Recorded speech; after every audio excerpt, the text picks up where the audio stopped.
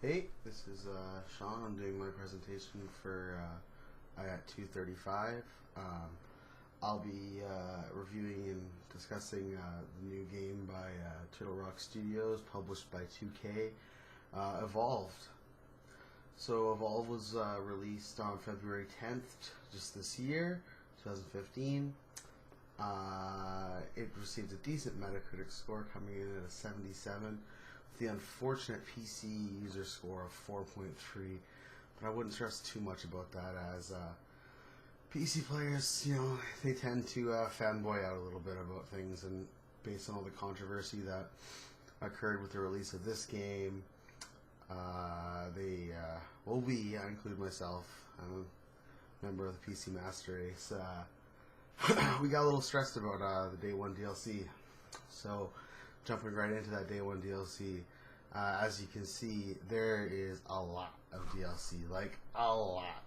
They came out with something close to probably 12, I think 12 DLC items, all available Day 1, and all of them, coming in at least a $5 price point. Now, what people have to understand about this DLC is that almost all of it came out as purely cosmetic, doesn't affect the game at all. They have not created a pay-to-win game. They've done something similar to tons of games do these days, like similar to League of Legends skins. It's just cosmetic. It changes how the character looks. If you want to look pretty, pay $5 and you get to look pretty. It doesn't change how the game itself plays out. However, they did release a few things, like the 3 different editions of the game, including the PC Monster Race edition, which gave you everything, but came in at a price point somewhere near $100. So, not the greatest business model, I guess, because it did get them some pretty bad press right from the get-go. Moving right along past this, there's a season pass that came out. The season pass doesn't have everything. Like, it just has the hunters. It doesn't include the monsters, and the monsters are going to be another $15 on top of that. So, there's a lot of DLC for, on a game that already is a $60, $70 game, full price title. So, I'm not sure if the value proposition works out exactly for everyone, but I thought it was worth it. I've enjoyed my time with it. So, alright, moving right into the game. So the game itself really takes advantage of the asymmetrical gameplay. We talked about this in class. Jesse Shell has a breakdown of asymmetrical gameplay, and so far as I can tell, this game really takes advantage of 3 key points that Jesse Shell says are key and what make asymmetrical gameplay so much fun. When you're playing as a hunter, you have a real sense of personalizations, letting people who like different classes play the roles that they specialize in. So if you are, I play medic myself, like if you like to play medic, you play medic, and you try and get that as much as possible, and you use that. And that ties right into the next aspect of, like, try to level the playing field. So if everyone is playing the character that they like the best, chances are they're going to be able to carry the game or advance the game as much as they want based on their own performance. And this creates interesting situations, which is the third of Shell's principles, with every game having different people playing potentially different characters. So,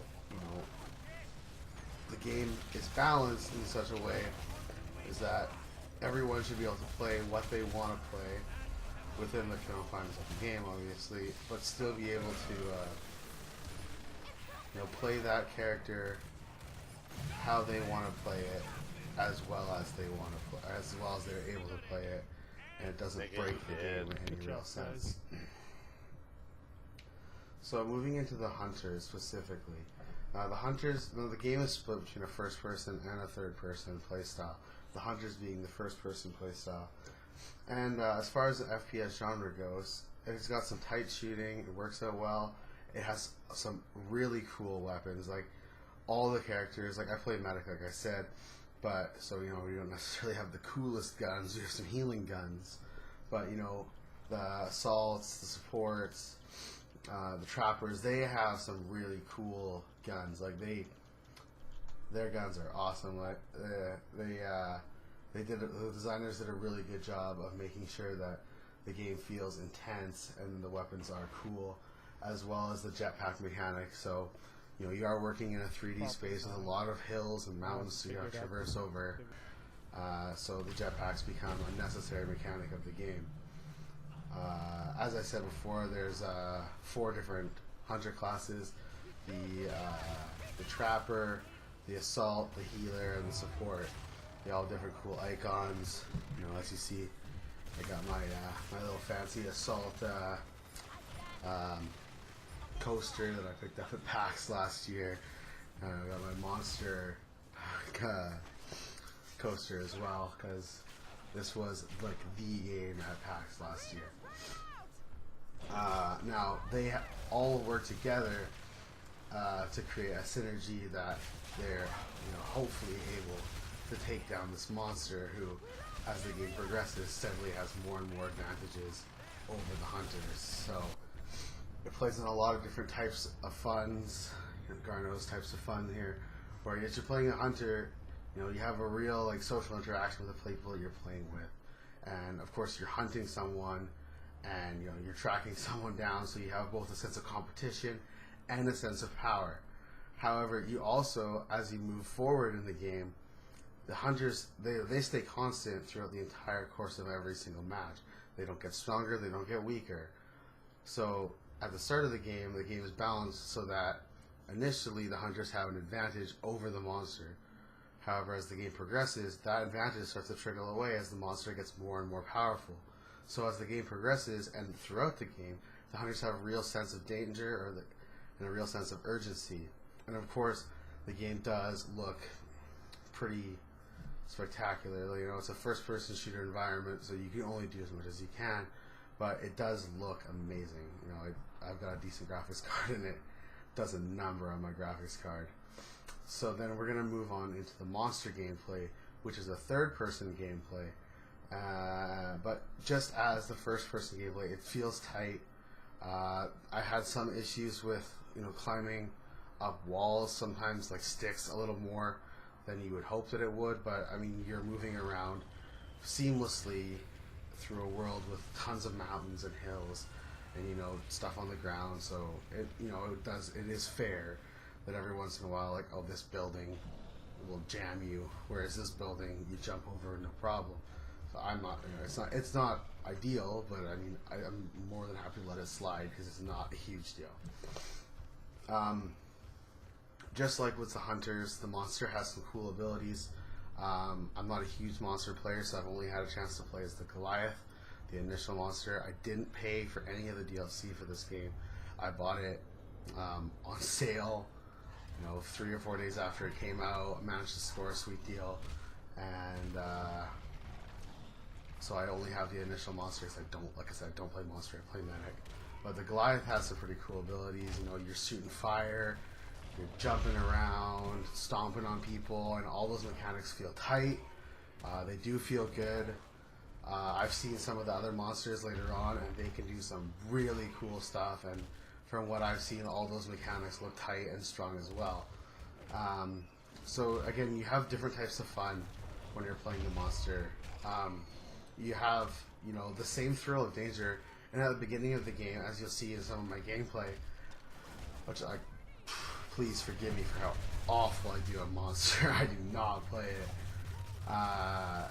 You're stressed. The game starts and you are being hunted by 4 other people who you have to hope are total noobs, because you're just running, trying to find creatures to eat, trying to get stronger, so that power shift can occur later on, and then you become the powerhouse in this thing that's really scary in the game. But there's a stronger sense almost of competition, I think, because it becomes you against the world. So I think that really works out well. Then there's when you're playing as a monster, there's almost a sense of problem solving in it as well, Like, you may think that the hunters are the ones trying to solve the problem, but really I think that the problem solving lays mostly in the monster gameplay, because you're trying to find a way to get away from the monster. You have to try and, you're trying, as the monster, you're trying to get away, trying to find creative routes to hide from them. You have a stronger sense of advancement and completion as the monster than you do the hunters, because, as the hunters, you don't advance at all. You're just tracking, you stay constant, and you have a stronger sense of immersion too, I feel, as the monster, because you really do get that sense of, oh crap, someone's trying to find me and get me. So, yeah, that was my 10-minute breakdown of Evolve. Thank you.